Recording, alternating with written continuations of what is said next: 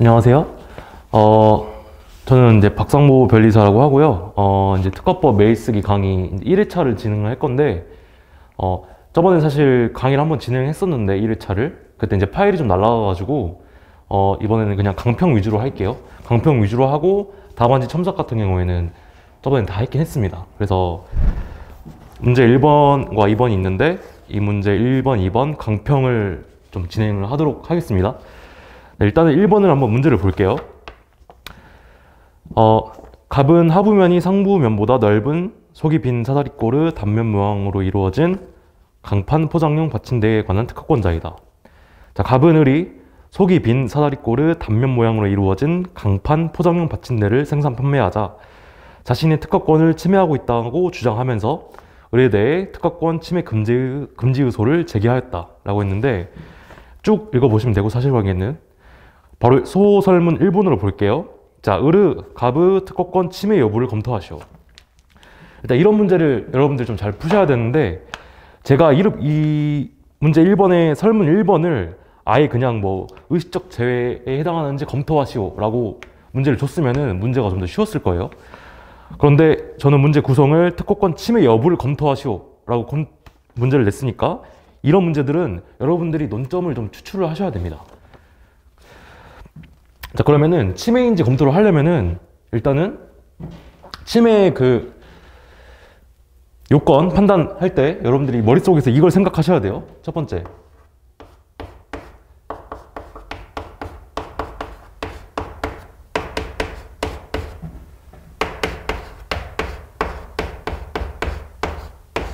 유효한 특허권이 있어야 되고요. 그 다음에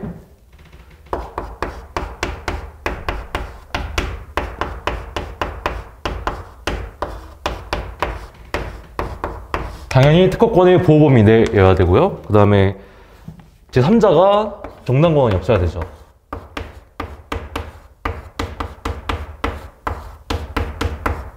다시 한번 말씀드리지만, 제가 지금 침해 여부를 검토하시오라고 했으니까 이 부분을 다 검토를 해주셔야 돼요. 여러분들이 일일이. 정당권이 없어야 되고, 그 다음에 업으로서 실시를 해야 됩니다.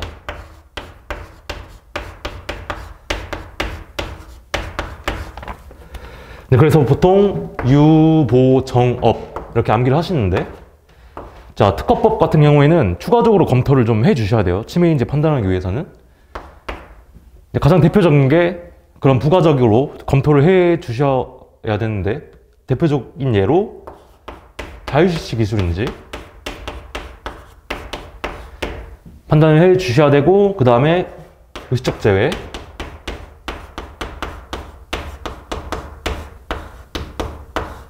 그 다음에 권리소진 같은 경우도 있죠. 권리소진.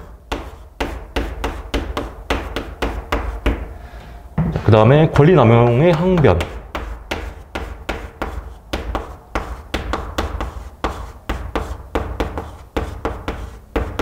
자, 이런 부분들을 추가적으로 검토를 좀 해주셔야 되는데, 자, 이제 문제를 풀 때 논점이 되는 부분과 쟁점이 되는 부분과 쟁점이 되지 않는 부분을 좀 갈라야 돼요. 자, 유효한 특허권. 이거는 이 문제에서 쟁점이 크게 되지 않죠. 지금 특허권이 있으니까. 그 다음에 보호범위 내. 이 부분 같은 경우에는 지금 문제가 되죠. 보호범위 내. 그 다음에 정당공원이 없어야 되는데, 정당공원이 없다는 것은 실시권을 의미하고요. 실시권이 없다는 걸. 그 다음에 업으로서 실시. 이 부분도 크게 문제가 되지 않습니다. 자, 그 다음에 자유실시 기술인지. 자, 이 문제에서 크게 쟁점이 되지 않고 의식적 제외인지 문제가 됩니다. 왜냐하면 문제를 풀다가 여러분들이 쟁점을 잘 캐치를 하셔야 되는데, 문제 중간에 보시면 의견서 제출을 했죠. 의견서 제출을 하면서 뭐라고 했냐면, 중간쯤 보면은 베이스 프레임과 결합되어 있는 반면에 이 사건 제1항 발명의 상부 받침대는 홈부가 형성된 부분이 상부에 형성되어 있어 결합력을 강화시킴으로써 구조적인 안정감을 향상시키고 있다 라는 의견서를 제출한 바 있다 그랬죠. 그러면은 이 문장을 봤을 때, 아, 이거는 의식적 제외가 쟁점이 되구나를 여러분들 아셔야 됩니다. 그 이유는 아래에 있어요. 한편 을이 생산 판매하는 강판 포장용 받침대는 상부면이 하부면보다 넓은 사다리꼴이고 상부 받침대의 홈부는 하부에 형성되어 있다 라고 했잖아요. 문제 중간에 있는 부분은 의견서에 상부에 형성되어 있다 라고 하고, 그 다음에 아래에서는 혼부가 하부에 형성되어 있다 라고 되어 있죠. 따라서 의식적 제외가 쟁점이 되구나를 여러분들이 아셔야 됩니다. 나머지는 크게 쟁점이 되지 않고요. 그래서 쭉 봤을 때 보호 범위 내, 그 다음에 의식적 제외인지 여러분들이 검토를 하셔야 됩니다. 자, 침해 판단하실 때 이렇게 다 여러분들이 검토를 한 번씩 해주셔야 돼요. 문제를 많이 풀수록, 하지만 이런 과정들은 머릿속에서 바로 판단할 수 있게 되겠죠. 이런 것들은 문제를 많이 풀어보시면서 연습을 하셔야 돼요.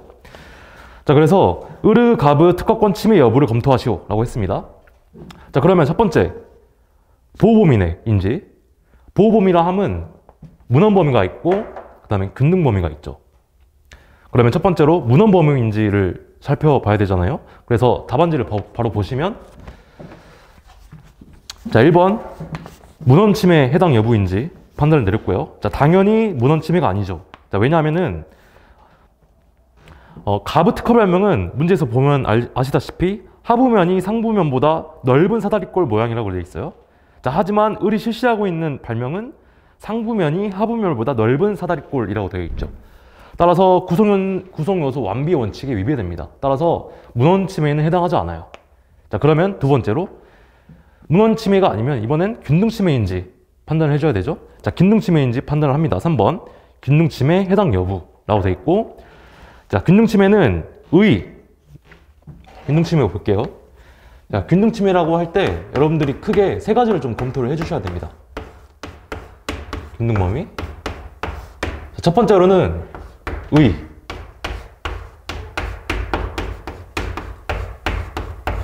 자, 의의와 취지를 좀 잘 적어주셔야 되는데, 균등 침해에 관해서 아직 전면적으로 변리사 시험에 출제된 적은 없어요. 그러나 이제 예전에, 아주 예전에 이제 출제된 적이 있는데, 이제 그 예전까지만 해도 교수님들이 그 채점 강평을 좀 썼었어요. 그때 이제 균등 범위가 문제가 나왔을 때 교수님들이 뭐라고 하셨냐면, 수험생들이 균등 범위의 취지를 잘 모른다라고 하셨거든요. 그래서 여러분들은 균등 범위 문제가 나왔을 때 취지부터 확실히 좀 알고 써야 됩니다. 자, 그 다음 두 번째, 당연히 성립 요건.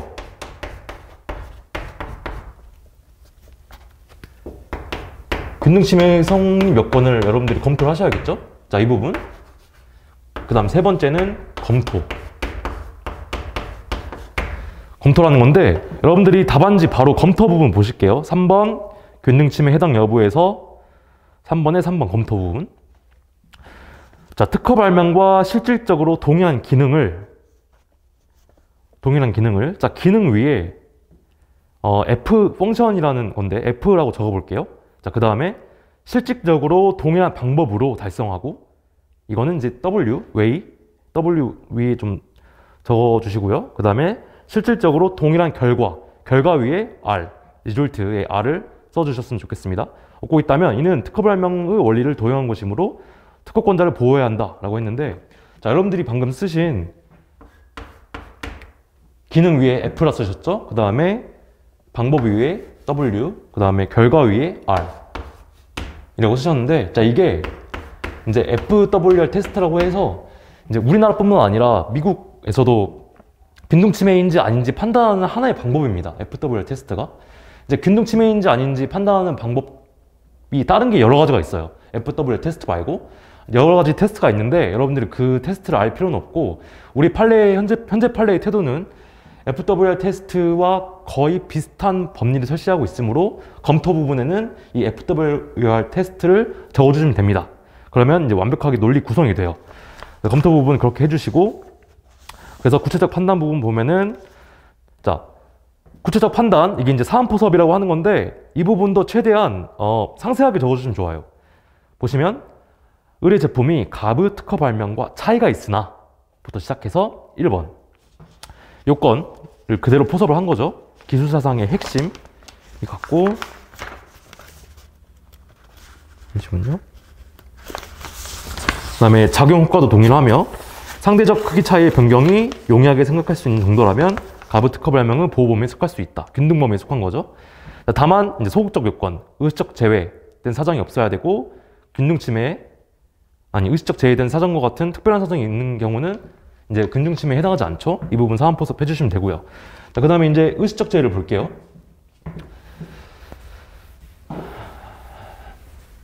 이제 다음 목차가 의식적 제외인데,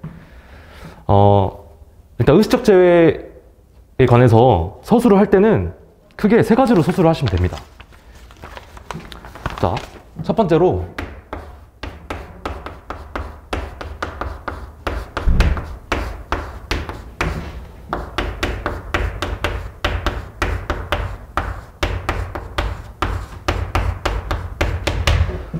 의식적 제외 판단 방법을 좀 적어주시면 되고요. 자, 두 번째로는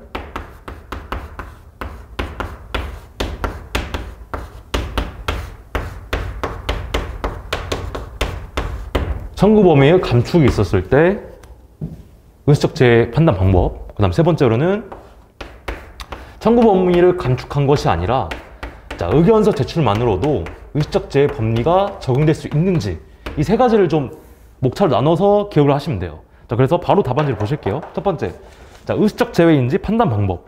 자, 학설이 있습니다. 자, 첫 번째 학설은 이제 엄격한 근반원과 유연한 근반원이 있는데, 자, 엄격한 근반원은 말 그대로 형식만 고려하는 거예요. 형식만. 뭐 의견서를 제출했고 아니면은 청구 범위를 감축을 했을 때 그 출원인의 의사를 고려하지 않고 그 청구 범위 감축 그 자체로만 의식적 제외를 인정하자는 그런 엄격한 근반원이 있고, 다음으로는 유연한 근반원, 출원인의 의사를 파악해야 된다는 거죠. 자, 학설의 대답은 이렇게 있고, 우리 판례는 유연한 근반원의 입장입니다. 즉 출원인의 의사를 고려해야 된다는 거예요. 판례 보시면은 자, 명세서뿐만 아니라 심사관이 제시한 견해, 출원인이 출원 과정에서 보여준 의도, 보정 이유 등을 참작하여 판단해야 된다. 이게 지금까지 1번 목차였습니다. 자, 그러면은 다음 두 번째 목차, 청구 범위의 감축이 있었을 때. 자, 3번 볼게요. 청구 범위의 감축이 있었을 때 판단 방법. 이게 대표적인 의식적 제외 판단 방법의 한 판례인데, 저는 이렇게 목차를 나눴어요. 그래서 청구 범위의 감축이 이루어졌다는 사정만으로는 그 사이에 존재하는 모든 구성이 의식적으로 제외됐다고 단정할 것은 아니고 의사가 존재해야 된다. 자, 1번과 2번은 일맥상통하는 판례인데 저는 좀 논리적 구성을 하기 위해서 판례를 나눴습니다. 다음 세 번째, 자, 본 이제 문제에서 쟁점이 된 사항이죠. 자, 의견 진술만 한 경우입니다. 자, 이러한 법리는 청구 범위의 감축 없이 의견서 제출 등을 통하여 의견 진술이 있었던 경우에도 마찬가지로 적용된다라고 하는 거죠. 1번, 2번, 3번의 판례를 한꺼번에 합칠 수 있습니다. 한꺼번에 써도 돼요. 하지만 답안지를 최대한 논리적으로 보이기 위해서는 목차를 최대한 나누시는 게 좋아요. 그래서 의식적 제외 문제가 나왔을 때는 1번, 2번, 3번으로 목차를 나누어서 기재를 해야겠구나 라는 생각을 좀 하시면 됩니다. 그래서 검토 및 구체적 판단 보시면 사안포섭을 했고요. 자, 1번은 그렇게 됐고, 자, 설문 2번 볼게요. 설문 2번. 자, 설문 2번 같은 경우에는 이런 거죠.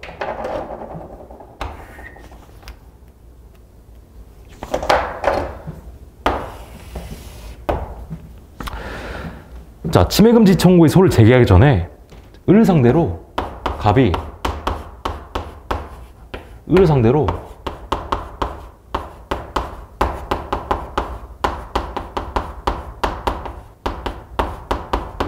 적극적 권리범위 하기 심판을 청구하였고 여기서 인용심결이 난 거예요. 즉 침해라고 판단이 된 거죠. 자, 그러면 이 인용심결이 갑이 그 후에 제기한 침해금지 청구 소송에서의 법적 기소력을 미치냐, 이제 그 문제죠. 답안지를 바로 보시면 이 부분도 학설이 있습니다. 학설 보시면 긍정설이 있고 부정설이 있는데, 자,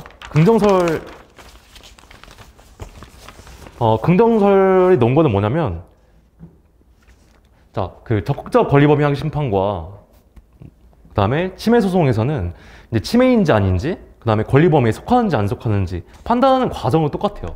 즉 절차가 겹친다는 겁니다. 자, 그러면 당사자들은 신속한 이제 권리 구제를 받기 위해서 하나의 절차만 밟아서 침해인지 아닌지 판단하는 게 훨씬 좋겠죠.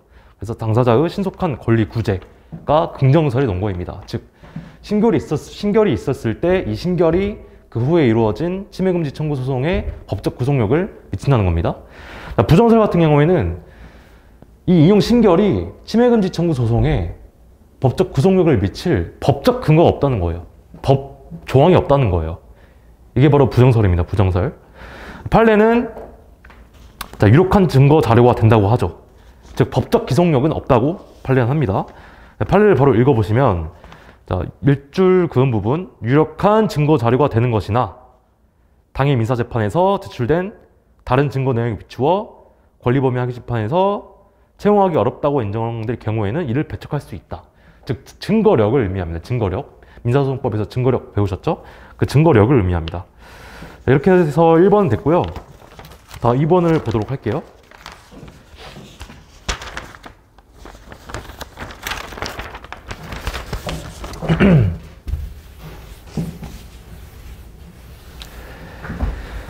자, 2번 같은 경우에도 특허 출원이 계속 중인 경우와 특허 등록이 된 경우 나눠서 설명하시오 라고 했는데, 이 부분도 조치에 관한 문제입니다. 변리사 시험 기출을 좀 분석해보면은 가장 어려운 문제, 즉 최고난도 문제는 단순히 판례를 물어보는 문제가 아니라 이러한 조치를 묻는 문제가 나오거든요. 그래서 이런 조치 묻는 문제, 사례형 문제들을 여러분들이 좀 많이 풀어보셔야 돼요. 보시면, 자, 갑과 을이 공동사업을 준비하고 있던 중 갑이 을 몰래 단독으로 특허 출원을 혼자 한 거예요. 자, 그러면 을이 취할 수 있는 조치를 묻는 문제인데, 첫 번째로 본격적인 쟁점에 들어가기 앞서서 갑 출원의 거절 이유가 무엇인지 이것부터 판단을 해 주셔야 돼요. 갑 출원이 어떤 거절 이유를 가지고 있는지 알아야 그 다음에 을이 취할 수 있는 조치가 나오겠죠. 자, 그러면 갑 출원의 거절 이유는, 그렇죠, 특허법 제 44조 위반입니다. 공동 출원을 했어야 됐는데 갑이 혼자 출원을 한 거죠. 자, 이런 거절 이유가 있었을 때 을이 취할 수 있는 조치. 자, 이런 문제들은 목차를 나누기 쉬운 게 문제에서 이미 주어졌잖아요. 법적 조치에 관하여 특허 출원이 계속 중인 경우와 특허 등록이 된 경우로 나눠서 설명하라고 그랬잖아요. 그러면 목차를 그대로 나눠주시면 됩니다. 출원 단계일 때.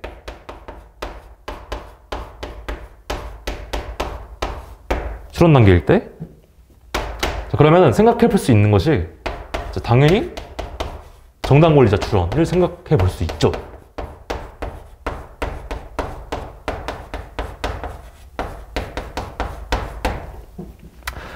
정당 권리자 출원을 생각해 볼 수 있는데, 이거는 이용할 수 없죠. 자, 왜냐하면 정당 권리자 출원은 거절 이유가 제 33조 1항 위반일 때만 가능합니다. 무권리자 출원일 때만 가능해요. 자, 이렇게 공동 출원일 때는 이용할 수 없고요. 따라서 정당 권리자 출원은 이용할 수 없습니다. 자, 두 번째로는, 자, 이 부분이 가장 중요한데 이 문제의 핵심입니다. 출원인 명의 변경 청구입니다.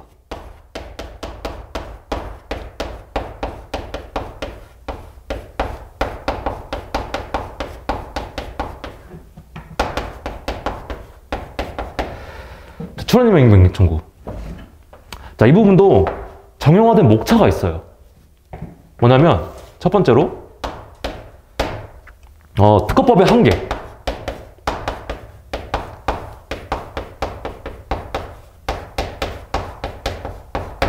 이게 뭐냐면 우리가 흔히 아는 99조 2항 있죠. 99조 2조. 자, 이거는 특허권 단계에서만 이용이 가능합니다. 즉, 설정 등록이 됐을 때만 제 99조 2를 이용할 수 있어요.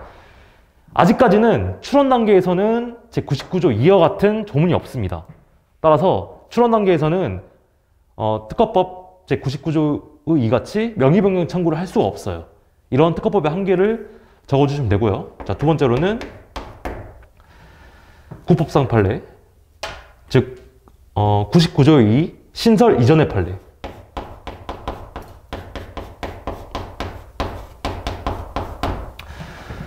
즉, 이 조문이 신설되기 전에 판례가 특허권 이전 청구를 이전 등록 청구를 인정을 합니다. 그 법리가 부당이득 반환 법리입니다. 부당이득 반환 법리.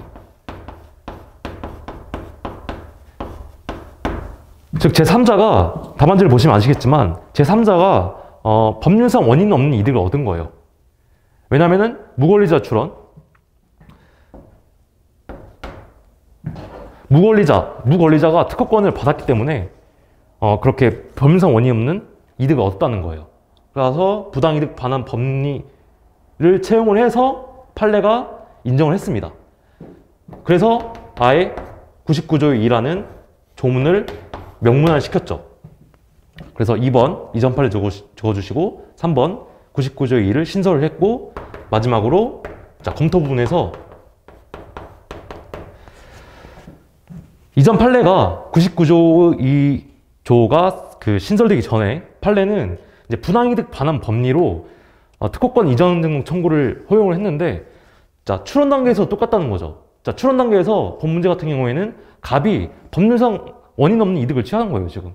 왜냐면은 갑과 을은 특허를 받을 수 있는 권리를 공유하고 있는데 갑 혼자 출원한 거죠. 자, 그러면 갑은 법률상 원인 없는 이득을 얻고 있는 거예요. 자, 그러면 출원 단계에서도 부당이득 반환 법리를 이용을 해서 출원인 명의 변경 청구를 허용해야 된다라고 적어주시면 되는 거죠. 하지만 현행법상으로는 아직 없습니다.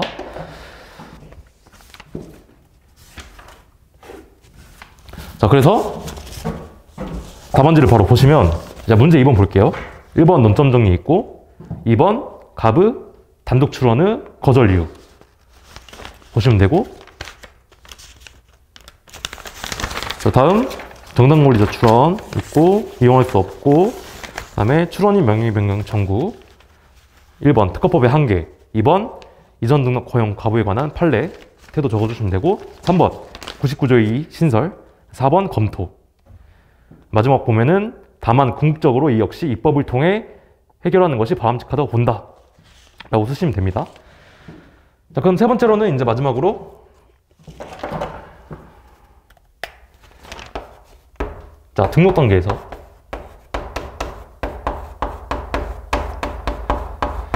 이제 특허권이 등록이 됐어요. 자, 그때 의리 취할 수 있는 조치인데 그거는 이제 당연히 99조의 2조 쓰면 되죠. 자, 그래서 바로 보시면 특허 등록이 된 이후 의리 취할 수 있는 조치 99조의 2 이렇게 적어주시면 됩니다. 그래서 구체적 판단 보시면 되고요.